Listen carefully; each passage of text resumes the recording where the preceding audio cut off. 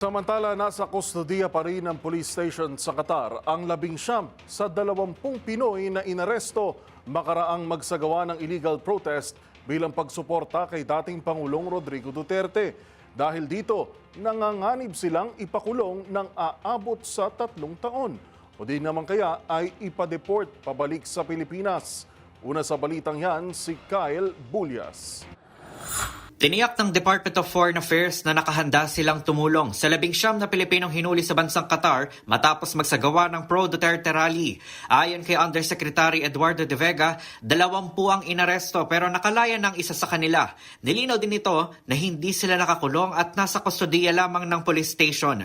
Sabi pa ni De Vega, nagpaalala na sila noon pa na bawal ang pagsasagawa ng political rally sa naturang bansa at may mga nakinig naman umanong OFW maliban sa mga hinuling Pinoy.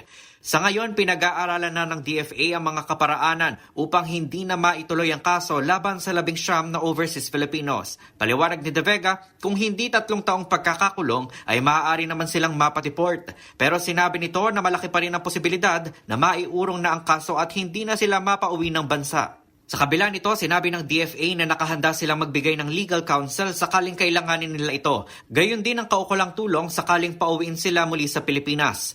Samantala, may paalala naman si De Vega sa mga OFW na nais magpahiwatig ng kanilang paniniwalang pampolitika. Mga kababayan, sunod lang, lalo sa Middle East, wala tayo sa Pilipinas.